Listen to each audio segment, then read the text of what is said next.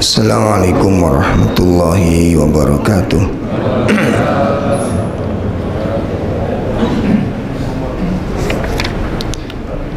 Alhamdulillah alladzi khalaqal mauta wal hayata liyabluwakum ayyukum ahsanu amala wa huwal azizul ghafur. Asyhadu an la ilaha illallah wahdahu la syarikalah wa asyhadu anna Muhammadan abduhu wa rasuluh. Ya ayyuhalladzina amanu taqullaha haqqa tuqatih wa la tamutunna illa wa antum muslimun. Allahumma salli wa sallim wa barik ala nabiyyina Muhammadin wa ala alihi wa ashabihi wa man tabi'ahum bi ihsanin ila yaumiddin. Amma ba'd. Ikhwatul kiram, para masyayikh, para sesepuh, segenap pengurus masjid yang semoga dimuliakan Allah Subhanahu wa ta'ala, dan jamaah sholat subuh serta jamaah majelis ta'lim, semoga senantiasa Allah menjaga kita, merahmati kita dalam setiap waktu dan dalam setiap keadaan.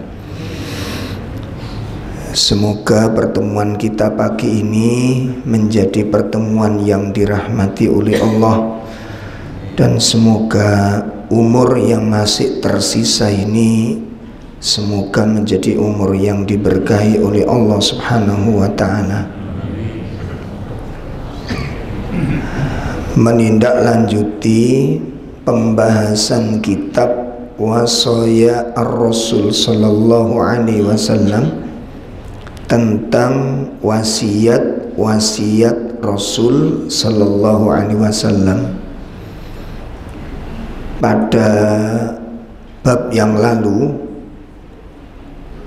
kita membahas hadis tentang niat, tentang ikhlas, dan tentang hijrah. Dan pagi ini kita akan masuk pembahasan hijrah sebagaimana yang telah disebutkan oleh Nabi Sallallahu Alaihi Wasallam di akhir hadis itu. Beliau Sallallahu Alaihi Wasallam telah menyatakan, wa man kanat hijratuhu lidunya faman kanat hijratuhu ilallahi wa rasulih fahijratuhu ilallahi wa rasulih wa man kanat hijratuhu lidunya yusibuha au imra'atun yankihuha fahijratuhu ila ma hajara ilaih, yang artinya barang siapa yang hijrah untuk Allah dan untuk Rasulnya, maka hijrahnya untuk Allah dan untuk Rasulnya. Namun barang siapa yang hijrahnya untuk mendapat dunia atau mendapat istri wanita untuk dinikahinya, maka hijrahnya tergantung dari apa yang dia niatkan di dalam hijrah ini. Maka secara zahirnya hadis, ya, dari zahirnya hadis ini menunjukkan bahwa ya idza hajaron nasu fahuwa yakhtalifuna fil hijrah. Disebutkan di dalam kitab Bahjatun Nadhirin. Ketika Syekh Salim menjelaskan hadis ini bahwa pada saat manusia hijrah itu bermacam-macam niatnya atau bermacam-macam tujuannya. Ya, minhum man yuhajir wa yada'u biladahu ilallahi wa rasulih. Jadi di antara mereka ada yang hijrah meninggalkan kampungnya, meninggalkan daerahnya, meninggalkan negerinya untuk Allah dan Rasul. Ada kalanya demikian. Lah yang dimaksud hijrah untuk Allah dan Rasul itu dalam rangka apa? Ila syariatillah allati syara'ahallah. Jadi yang dimaksud hijrah untuk Allah dan Rasul itu adalah dia hijrah, dia tinggalkan kampungnya menuju kampung yang dia yakini bisa memperbaiki agamanya. Dia ingin lebih tenang beribadah, dia lebih bagus beribadah, dia lebih optimal di dalam beribadah dan memperbaiki keyakinannya. Lah ini yang dimaksud hijrah untuk Allah dan Rasul. Pengertiannya demikian. Ya, kemudian ada pula yang hijrahnya itu untuk mendapat dunia. Ya, mungkin di negeri yang lain itu bayarannya apa?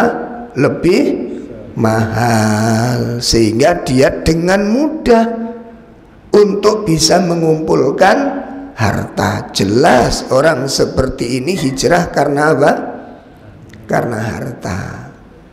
Terus ada lagi yang hijrah itu untuk mendapatkan gadis-gadis cantik, karena di sini ini ireng-ireng. Nah, dia ingin mendapatkan gadis yang putih-putih, gadis yang mancung-mancung, gadis yang tinggi-tinggi. Nah, untuk perbaikan keturunan itu.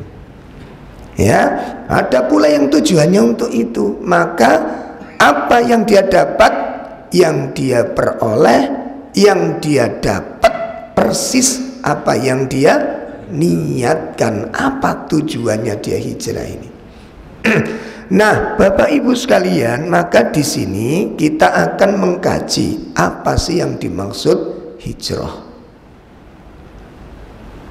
dan apa hukum hijrah, ada berapa macam hijrah.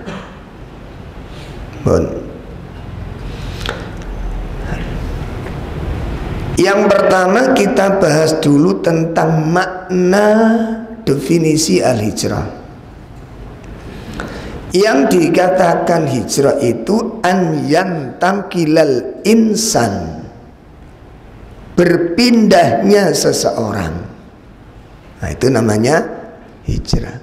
Orang melakukan perpindahan, itu namanya hijrah.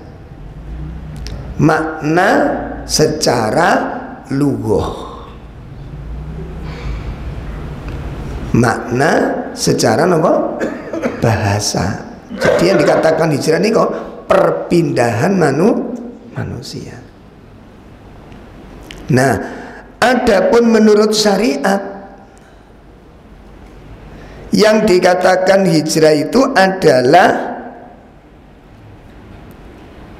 an yantakilal insan min biladil kufr ila biladil Islam. Pindahnya seseorang dari negeri kekafiran menuju negeri Islam.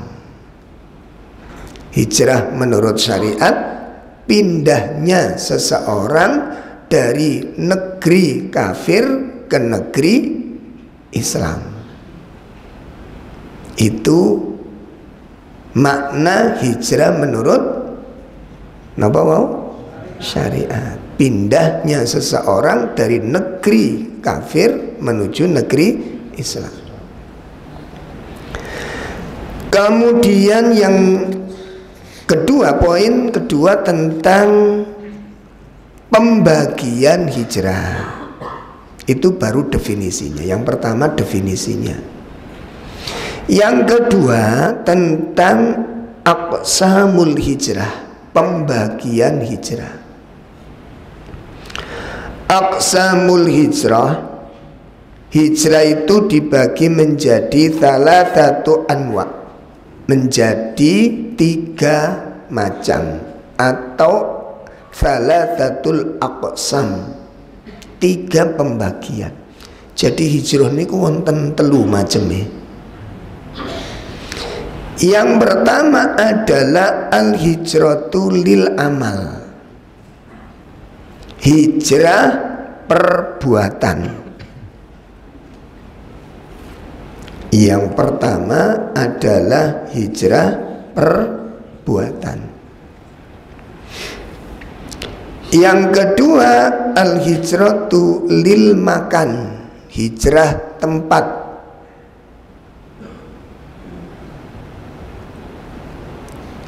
Nomor 1 hijrah nomor hijrah perbuatan, hijrah perbuatan. Yang kedua hijrah tempat. Dan yang ketiga al-hijratu lil amil, hijrah pelaku.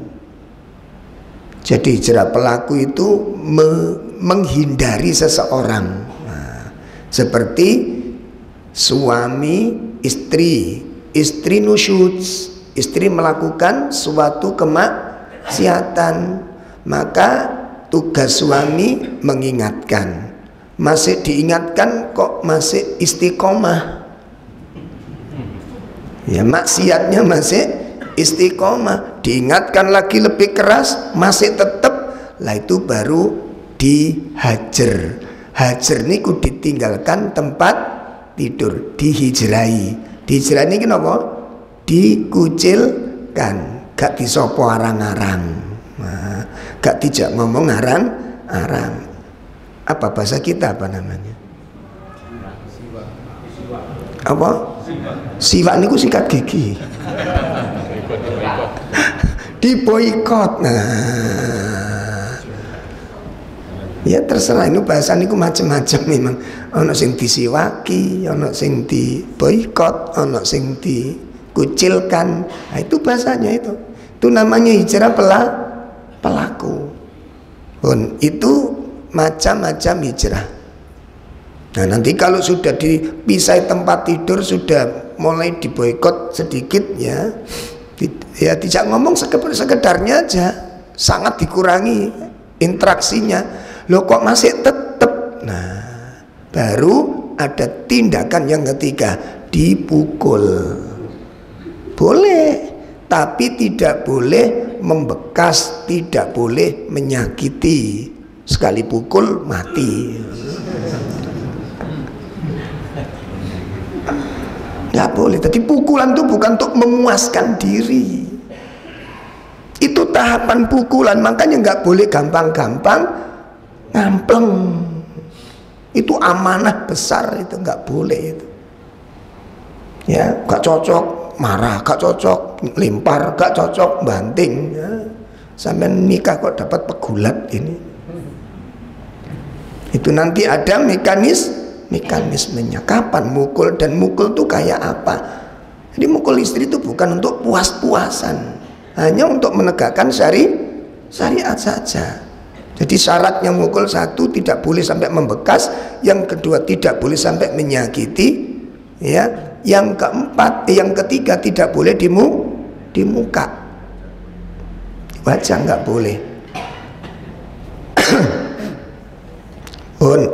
Nah sekarang mari kita lihat, kita bahas 3 macam hijrah ini. Kita pelajari satu persatu. Yang pertama adalah hijrah lil amal, hijrah perbuatan. Apa yang dimaksud hijrah perbuatan ini? Qala, ulama berkata, para ulama, hijratul amal, yang dimaksud hijrah perbuatan itu adalah wahiya an yajurul insan ma nahahullahu an. Ya, sing dimaksud hijrah amal yaitu seseorang meninggalkan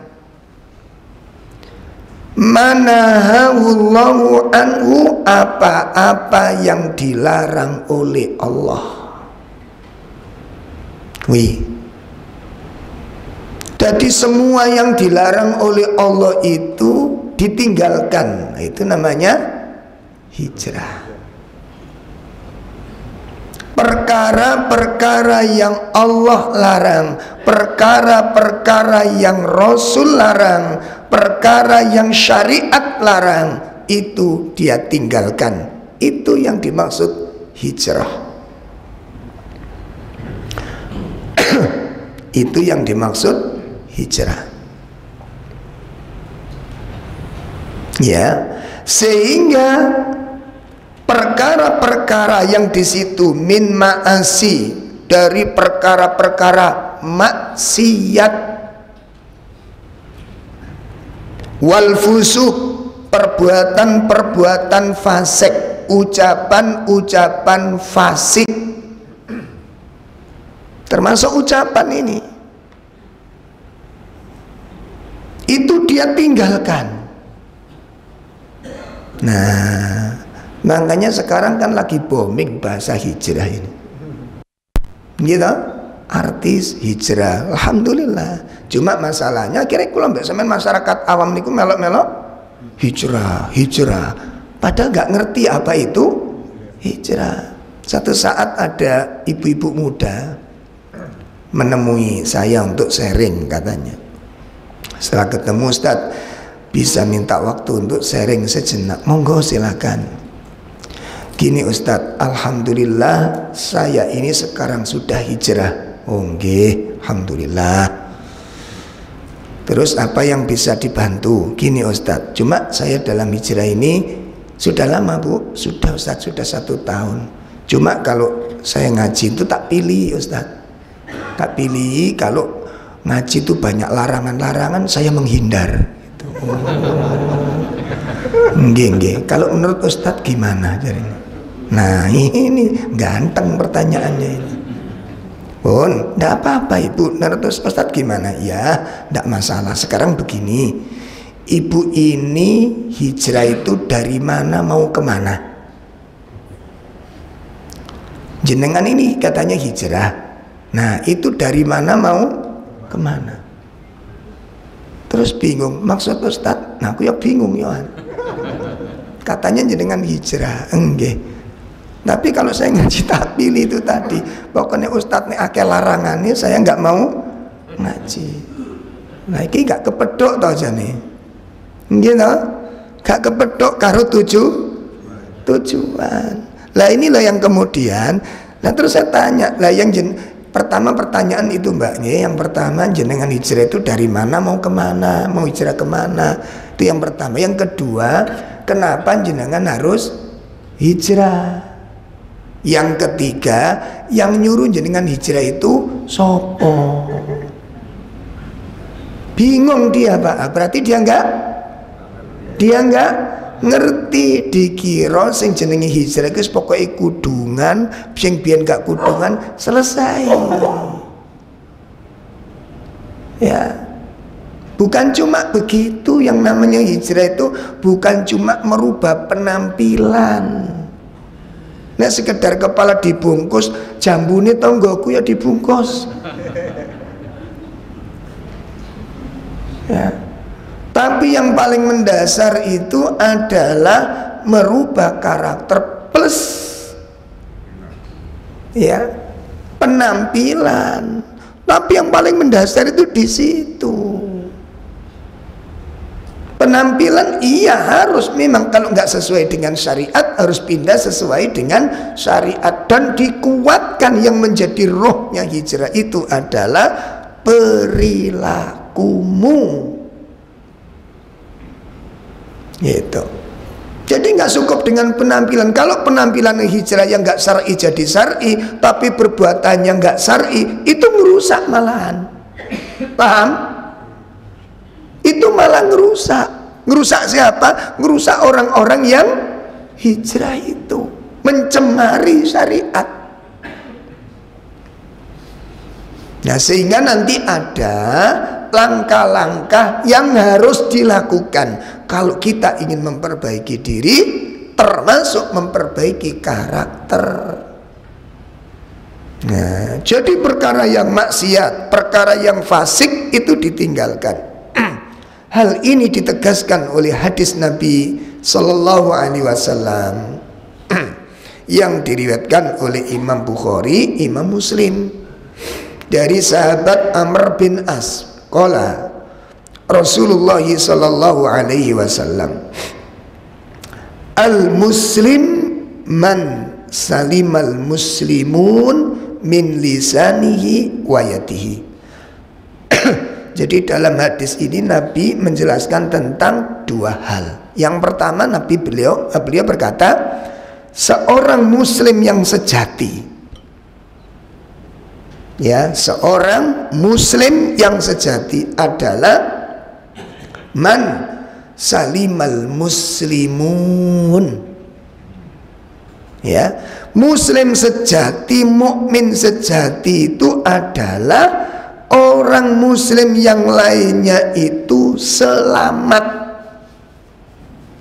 min lisanihi wa yadihi. Ya, muslim yang sejati, saya ulangi lagi, mukmin yang sejati itu adalah orang muslim yang lainnya selamat dari gangguan lisan dan dari gangguan tangannya. Itu muslim yang sejati. Mukmin yang sejati itu enggak menyakiti orang lain, baik dengan ucapan maupun dengan perbuatan. Itu muslim yang sejati. Nah, sehingga seorang muslim yang sejati itu betul-betul menjaga hifdzul lisan min afatih, menjaga lisan dari bahaya-bahaya yang ditimbulkan oleh lisan ini. Menjaga lisan dari perkara-perkara bahaya-bahaya yang ditimbulkan oleh lisan. Awas, terutama hari ini, komentar tuh banyak sekarang hari ini. Setiap orang bisa komentar. Hati-hati. Celaan, cacian, cemoohan, hujatan, ketika kita mengeluarkan kalimat itu, pertanyaannya satu, apa itu tepat diucapkan? Apa celaan, cacian, hujatan, cemoohan yang sedang berlangsung itu pas dilakukan? Satu, apa pas? Apa tepat? Ya, ini perlu dipertimbangkan. Yang kedua, apakah kita siap menanggung resiko dari ucapan itu? Kenapa? Orang mukmin tuh nggak sekarang kepingin ngomong, kepingin komen, enggak. Dipertimbangkan dari dua sisi. Setiap akan berkata. Coba diperhatikan ini. Yang pertama, ukuran standar untuk dikatakan baru komen, baru bicara ketika seseorang sudah berani bisa memastikan yang diucapkan itu baik. Sudah bisa dipastikan ucapan itu baik. Satu, itu standarnya. Baik nggak ini menurut syariat? Saya ngomong begini bener nggak? Nggak syukur bunyi, Pak. Nggak syukur komentar. Itu seorang muslim ya secara umum. Apalagi seorang ustadz, seorang dai. Saya lihat hari ini tuh ya Allah, semerawut nggak karu-karuan. Ini termasuk di dalam forum-forum mimbar-mimbar kajian-kajian tuh kata sing semrawut. terang-terangan ngoten niku ya Allah. Mencaci maki satu kelompok, wah luar biasa, luar biasa. Kayak gak dicatat malaikat ngono lho omongan ini. Los gaspol. Ini mana imannya ini? Coba perhatikan ini. Maka seorang suami kalau kita bicara secara intern, ya,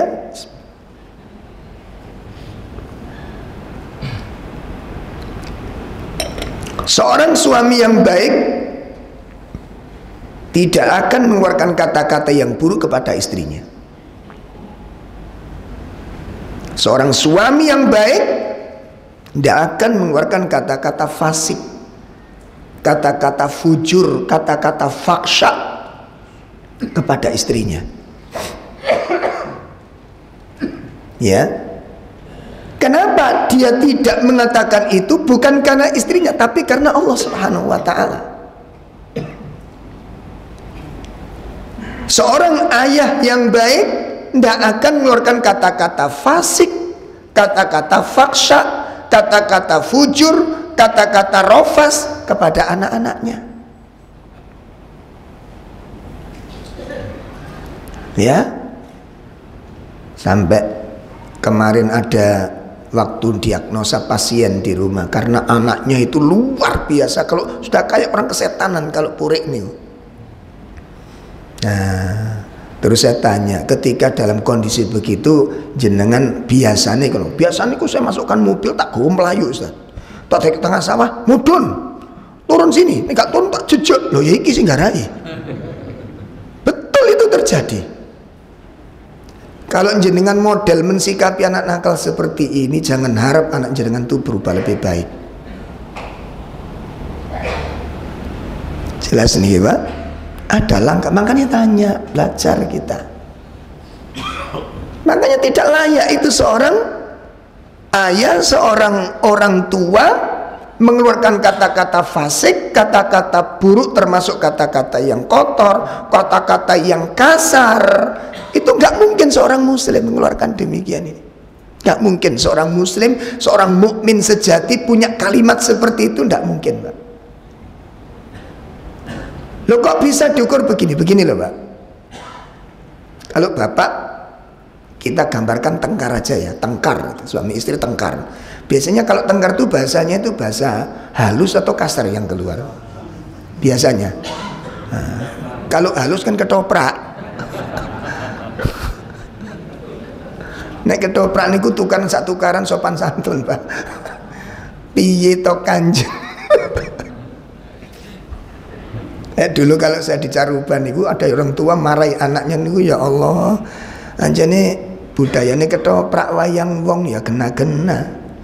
Nanti kini ludruk yang mencolot sak kendang-kendangnya loh. Nah, perhatikan. Ketika ibu sedang cekcok dengan istri suami, atau suami cekcok dengan istri, atau suami marahi anaknya dengan kata-kata yang kasar karena emosi tadi itu, terbawa oleh marahnya, nah, tiba-tiba ustadz yang biasa bina dia mampir ke rumahnya, di saat dia didominasi oleh kemarahan itu. Nah, begitu ustadz mengucapkan salam dan kita tahu ustadz kita ini datang, saya nanya, masih ada kata-kata kotor itu? Masih ada kata-kata kasar? Hah? Ada? Stop Pak, ditahan walaupun kepalanya membeluk, tahan kalimat itu. Tiba-tiba ustadz nanya, kok sepi Pak? Apa semuanya pergi sendirian? Enggak, ada istri.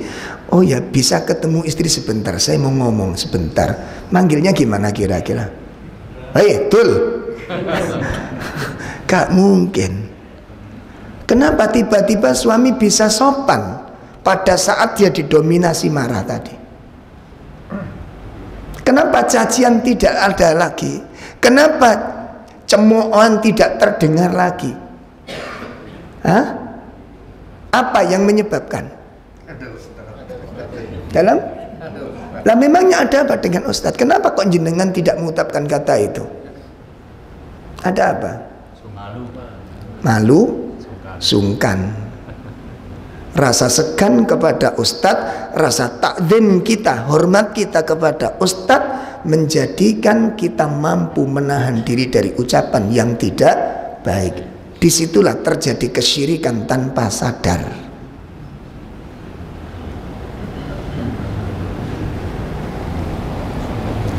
Sadar?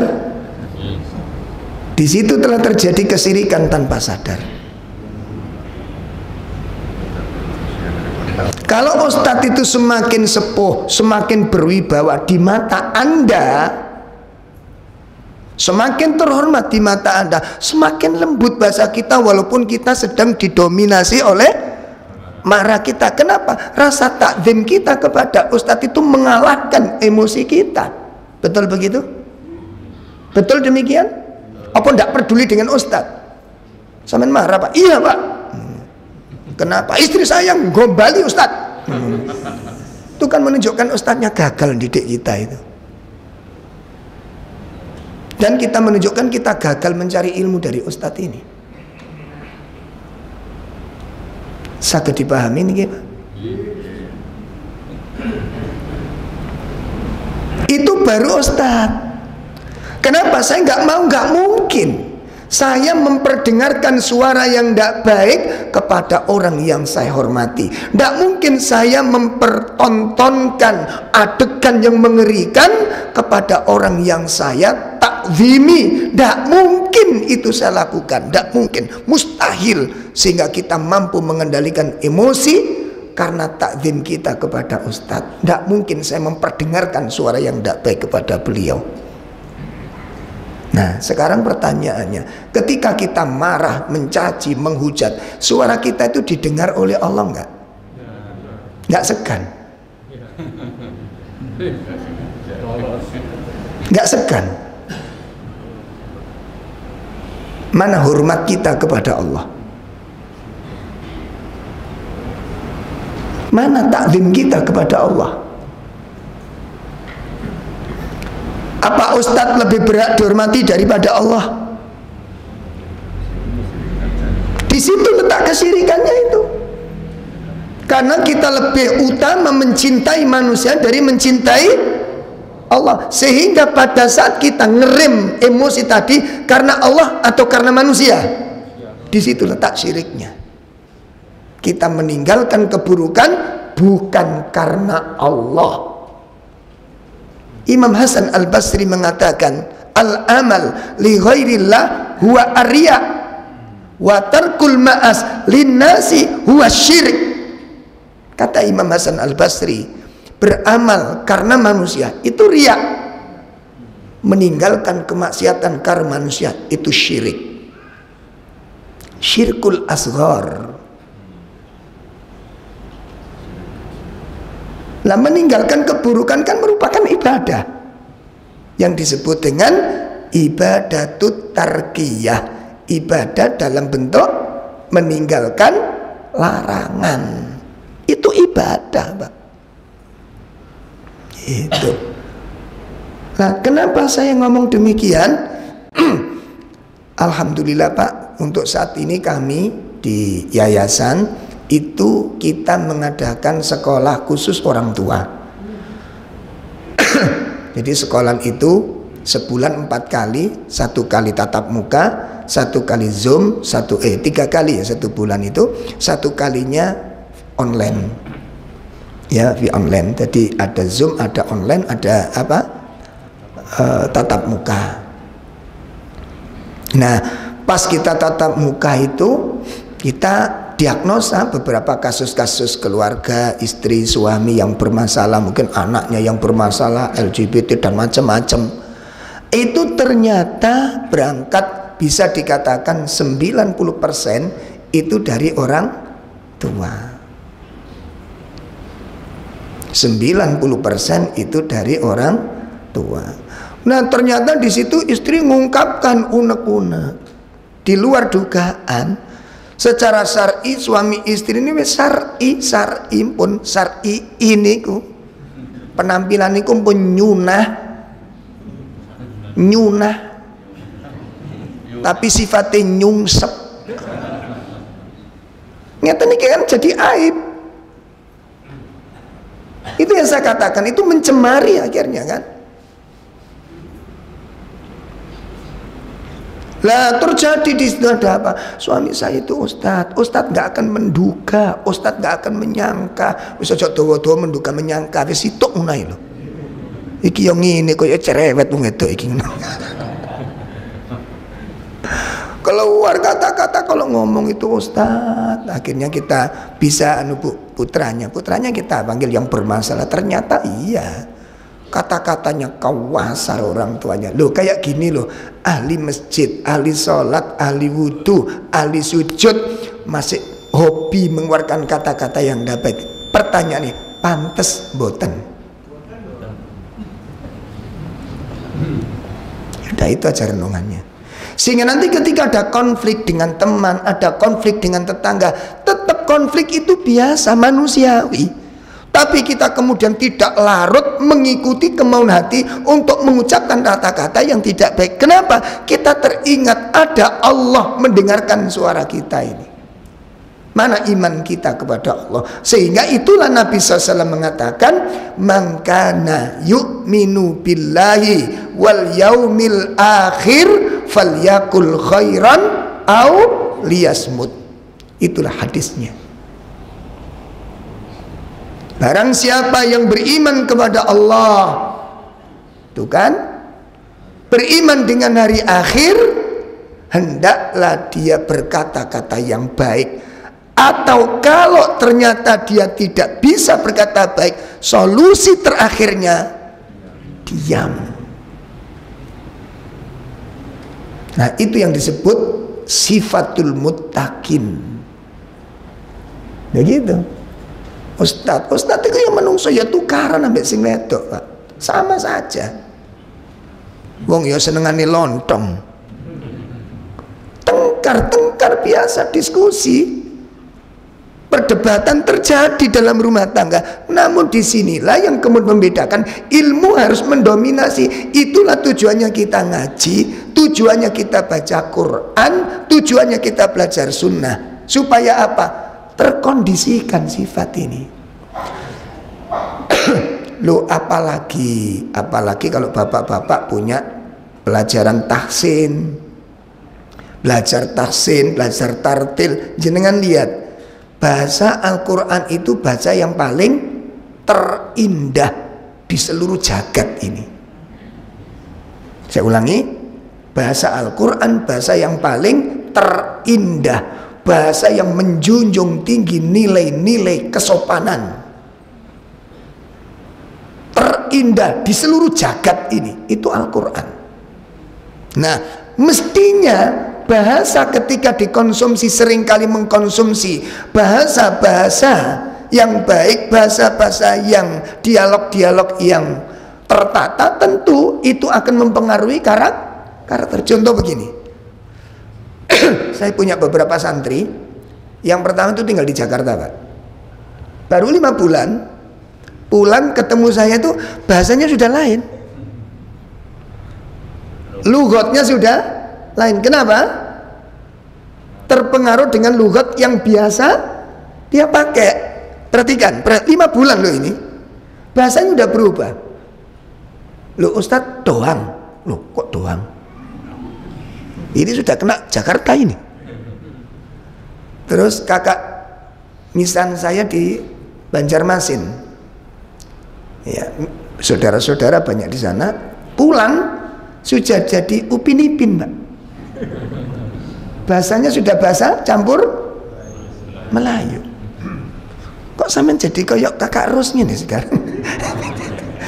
Iya ke, waduh malah ada Upin Ipin di rumah ini. Kenapa kok bisa demikian? Terpengaruh dengan dialog yang setiap hari dia. Nah, saya mulai tahun 94 ya, itu merintis dakwah di tengah Caruban, di tengah hutan Caruban. Nah Caruban niku kados Medion, Nganjuk, itu Solo, Jogja niku satu bahasa niku, bahasa apa Pak? Halus ngaten, ya Allah, nggih. Mau nanya ngapunten, katanya jawab ngapunten ngaten. Sak guyon, kok akeh ngapuntene to kowe. Sampai kecil-kecil tukaran itu indah sekali didengerin. Kowe kuwi to nek dadi bocah iku nakal-nakal iki kan gue ku mbok jupuk iku piye lho ngono. Iku tukarane arek caruban, Mbak.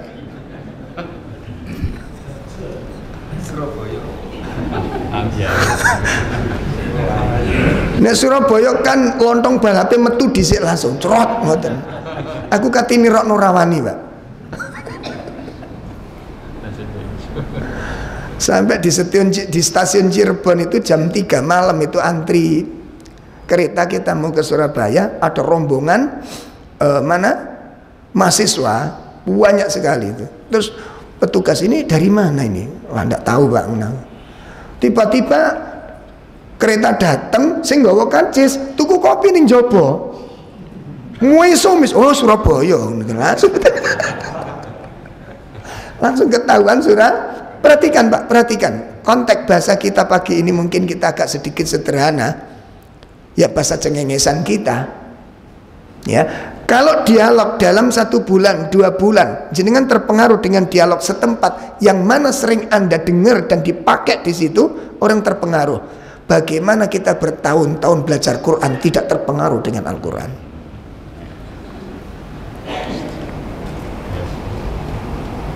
Hah? Kita tiap hari taksin itu dari mulai tata cara lidah, tata cara makhraj diatur, salah sedikit diperbaiki, dan itu bahasa-bahasa kemuliaan Al-Quran. Bagaimana panjenengan dengan saya mengkonsumsi bahasa-bahasa kemuliaan, bahasa-bahasa kesopanan setiap hari, setiap waktu,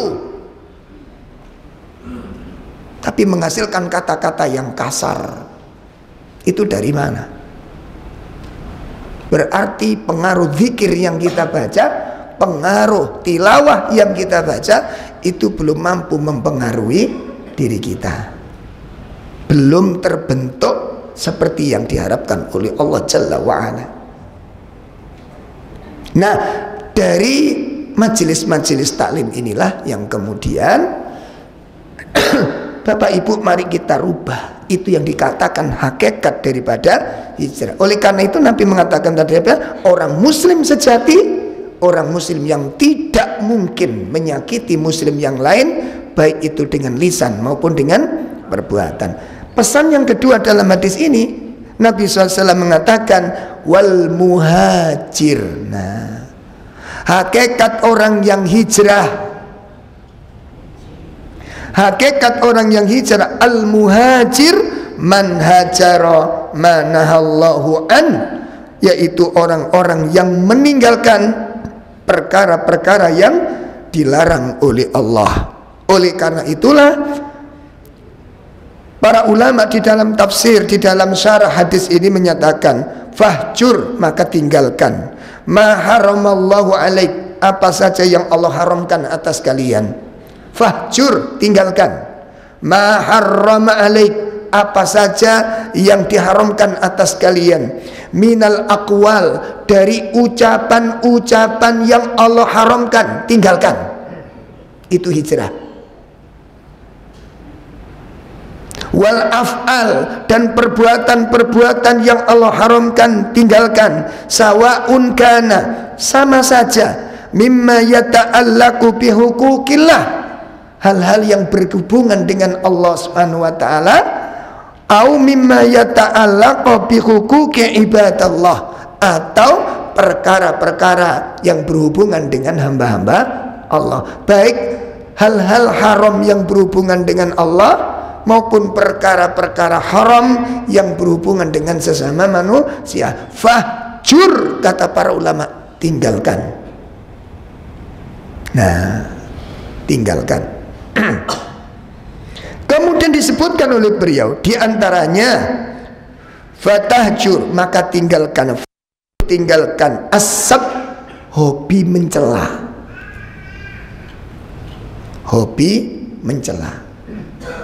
tinggalkan. Dari mulai mencela makanan, gak pantas Ini saya masih terima ini informasi dari keluarga. Suami itu saat mangan gak enak dedek niku disoki banyu. Kadang dibanting, gak suka, sudah makan di luar. Lah kayak begini masuk fitrahnya orang. Ngeten niki Pak, sampean ngaji model kaya apa ae, kemudian dakwah ke istri, nggak mungkin istri tertarik itu. Wong akhlaknya kayak begitu. Mau mendakwai siapa yang kayak begini ini? Ya, makanya nanti ada pesan-pesan penting bagi para pecinta Al-Quran, pesan-pesan baik para pecinta ilmu. Jangan sampai kita ini hobi ngaji, hobi mencari ilmu, kemana-mana kita hadir, nama kita selalu tertulis di daftar pengajian, tapi sifat-sifat tidak berubah. Camkan baik-baik, ilmumu belum menyentuh ke dalam hatimu. Suka mencela bukan sifat orang mukmin. Termasuk makanan tadi itu. Nabi itu kalau nggak suka nggak dimakan, sudah gitu aja. Begitu lagi, ya Rasulullah Anda nggak suka, aku kurang suka, selesai sudah. Wah buatan ngoten niku. Tunggal emak-emak yuk. Gak enak dicacat tapi entek sak piring ngoten niku. Loh iya ini Pak. Sampai saya itu ada ibu-ibu ya yang kalau ngaji itu mesti bawa kresek itu Pak, kresek makanan, kadang-kadang pepes, dibagi-bagi gratis pagi-pagi, kadang kue kecil-kecil dibagi-bagi ya, seneng orang-orang. Lah ada sebagian orang itu yang itu tadi apa namanya, druwes, napa bude niki, pepes ngene, ambune kok ngene. Sajane ngene kudu ngene akhirnya sing biasa nggo brengkesan ndak nggo brengkesan akhirnya. Saya tanya, lho Bude kok mboten nate nggo brengkesan? Napa jawab Pak? Wis Ustaz gak telek-telekan. Wong aku tak belani tangi jam 3 iku karepku cek seneng tak gawakno ono sing kurang ngene wis gak telek-telekan. Ya saya guyon ya telek tenanan ae nek ngono. Wong kari ngemplok ae lho ngoten lho. Coba cimaki sing nek aku nek brengkes ngene tak kei daud godhong ngene, tak kei ngene kan ngecemes to ngene iki. Lah wong masak iku selera karo apa nih? Ilate mosok nyocokno ilat sampean kabeh to. Makanya akhirnya kula peseni, enak ya nopo Ustaz ngundang jamaah niku kula kuwatir mboten cocok, gampang. Nah terus pokoknya wis mateng tok nek meja bothekan deken tengah. Engko nek sing komentar kurang asin, uya ning tengah. Kok kurang pedes, lombok ning tengah. Niki kok kasinen banyu ning mburi.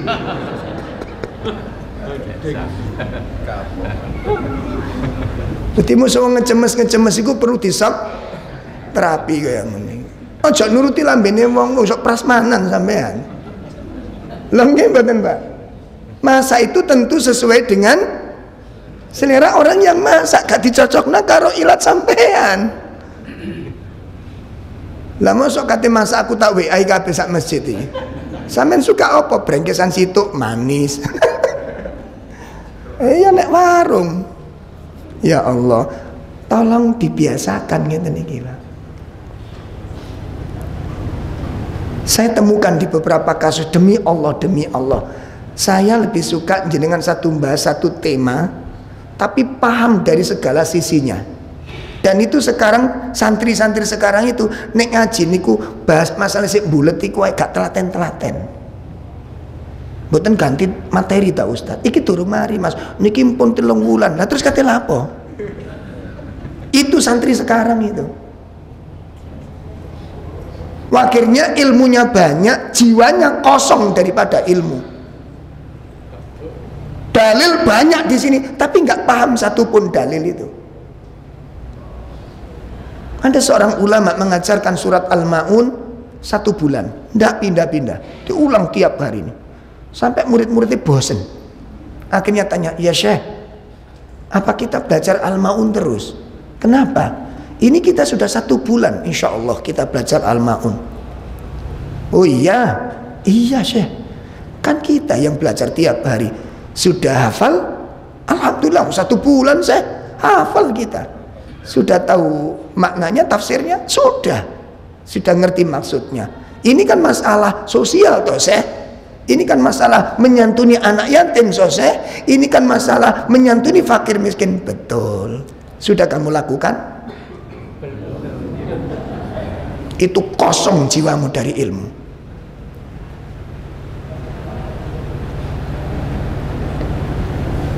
Ini sifat-sifat santri-santri zaman sekarang itu. Banyak ilmu tapi kosong dari amal. Maka mal faidatul ilm walisal amal. Apa faidahnya ilmu tanpa amal? Sehingga itulah yang kemudian sekarang banyak orang-orang berilmu tapi kemudian tidak hadir sebagai teladan. Karena apa? Nggak ada yang bisa diteladankan. Paham ini Pak?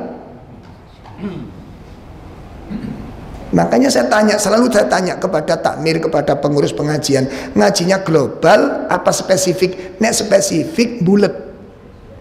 Artinya dikupas, dioncei masalah itu sampai betul-betul paham, yang kemudian ayo diamalkan. Itu jauh lebih bagus 1 hadis tapi paham, ngerti maksudnya hadis dan diamalkan, daripada Anda mempelajari 1000 hadis tidak 1 pun diamalkan.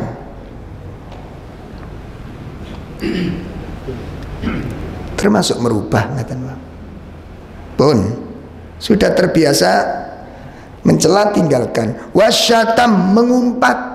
Nah, ojo dibiasakan. Nyata ini saya terbiasa. Ya Allah, terutama yang gini embong macet niku, ya Allah. Karakternya kewetok Indonesia itu luar biasa memang. Terus ketok dalan sempit ditutup belek, ayo tambah gesok melaku loh.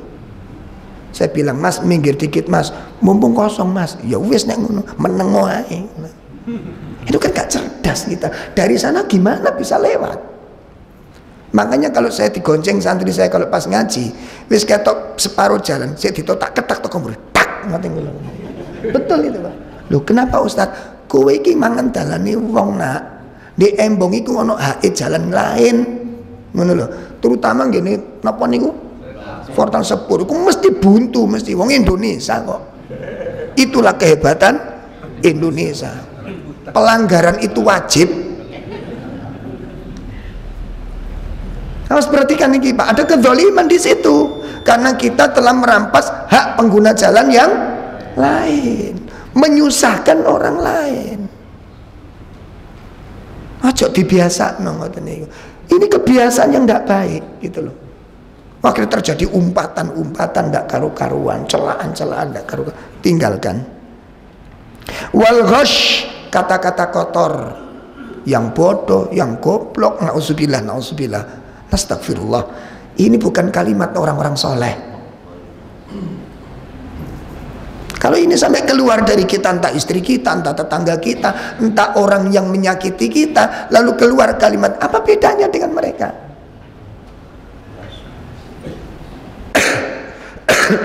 Maka tinggalkan. Wal ghash, tinggalkan. Ucapan-ucapan kotor, tinggalkan.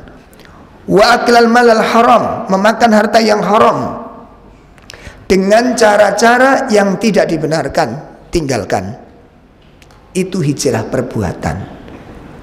Berhijrahlah, tinggalkan perkara-perkara yang dilarang oleh Allah. Nah, makanya disebutkan di dalam surat Al-Muhmazah, Allah mengatakan wailul likulli. Nah, itu kita tahu ayatnya itu. Maka celakalah orang yang mengumpat lagi pencela. Nopo bedane humazah dan lumazah? Apa bedanya, Pak? Jelas loh Pak, jelas perbedaannya jelas.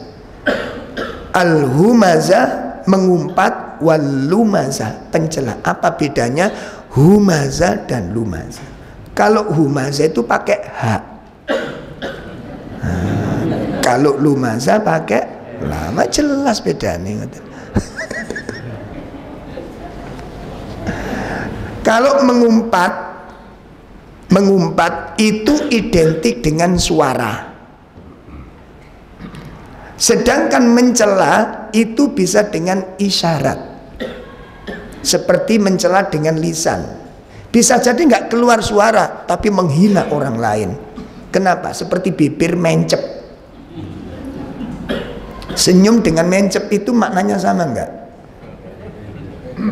Dalam bedanya nopo mencep karo senyum niku nopo bedane? Nek senyum iku podo-podo melayune lambe niku, Pak. Ngerti podo melayune sampeyan? Nah, ngeten. Enggak ngeten iki senyum. Nek mencep. Nah, ngono. Kuwi mencep, itu hinaan. Jelas? Ada pula dengan isyarat. Enggak pakai kata-kata tapi menghancurkan. Apa, Mas? Kenapa ngeten iki maknane, Pak? Remeh, dia kecil, dia nggak ada apa-apanya dia. Ada lagi jempolan diwalik. Ngene mantune oleh ngejokno, Mas, tibae mantune. Nggak ono suarane, tapi ku haram hukumnya. Kenapa Anda menghina dia? Itu karena Anda tidak suka. Apa yang Anda tidak sukai, apa juga nggak disukai sama Allah.